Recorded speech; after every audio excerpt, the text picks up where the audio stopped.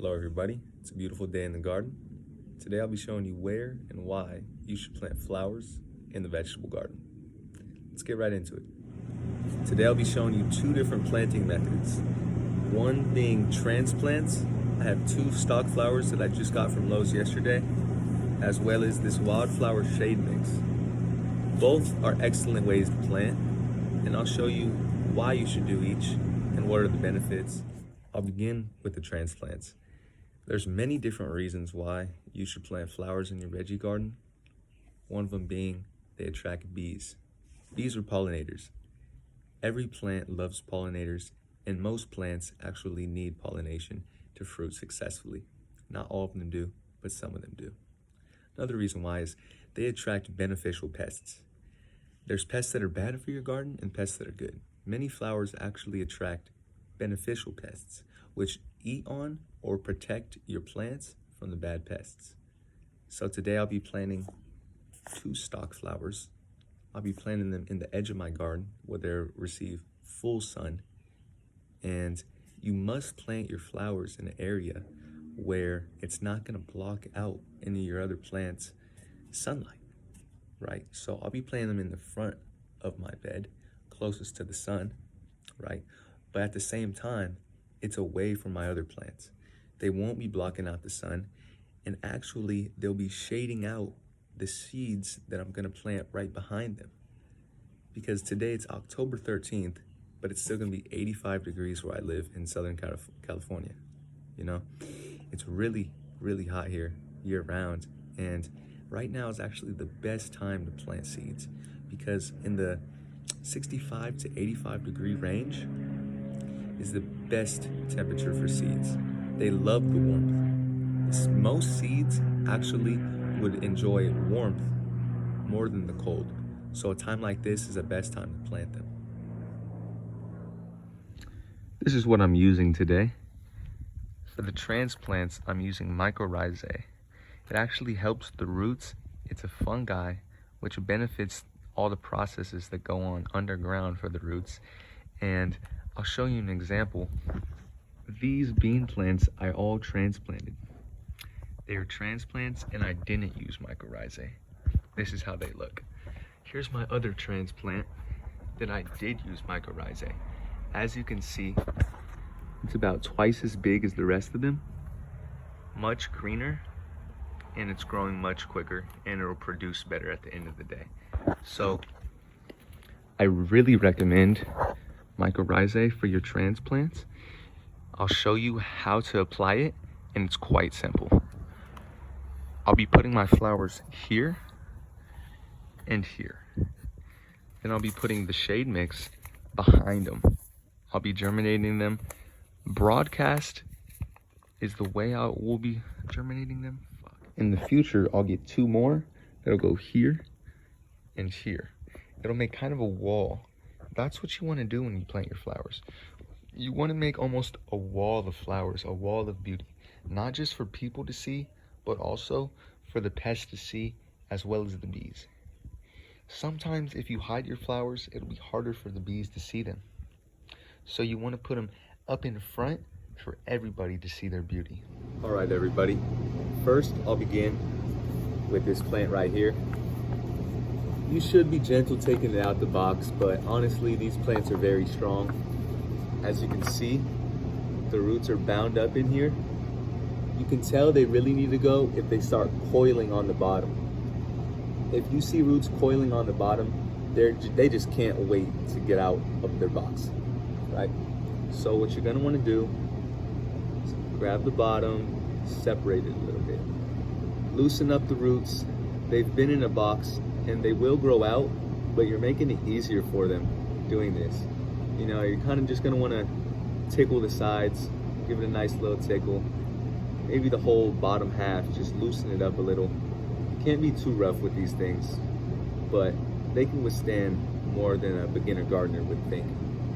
Loosen up the roots, you know. Loosen up just like that. Now, with the roots loosened, then you take your mycorrhizae, Open it up. You guys can't see, but it's like a powder. And it's a fungi powder. And first, all you do is sprinkle some on there. You don't have to do too much, but be generous. You know, I do want to save some for later. Then I'm going to take my shovel, just start digging out a spot, right? So I'll dig it about the depth of the container itself. That might be good. Maybe a little bit deeper. See how it fits. A little too deep. Backfill a little. Right. And then sprinkle a little here. The mycorrhizae must be in contact with the roots or else it's pointless and it doesn't work. You don't want to plant too deep because the plant will be sensitive if you cover up the crown, right? So you see the stem right there, you're gonna want to plant right about that high. Cover it back up. Plants are strong. They can withstand a lot. Just like that.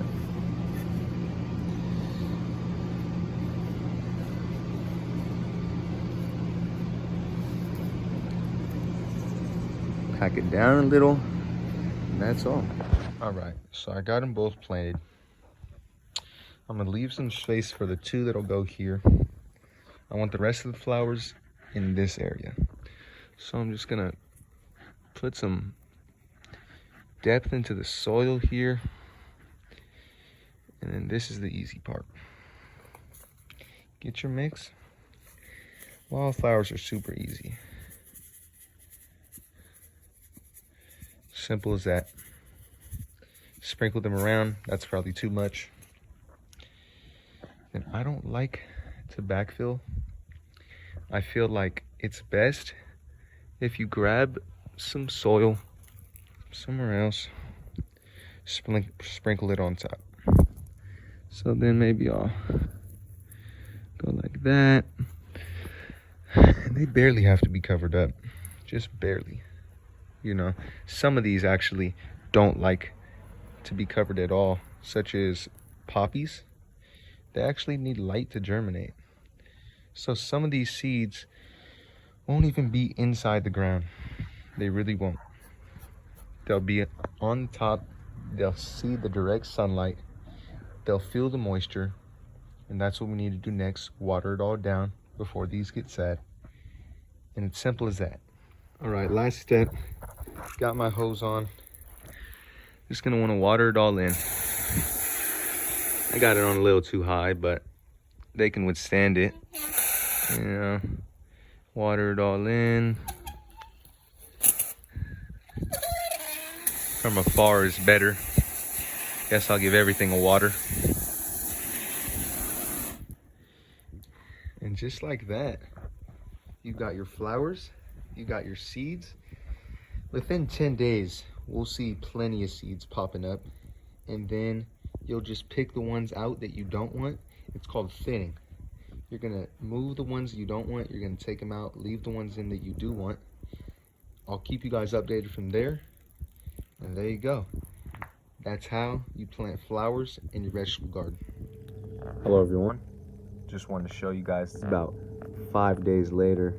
We got basically all the seeds that I planted here. We got the flowers, you know, and they're so thick that I'm actually gonna let them grow out maybe one more week before we start thinning them.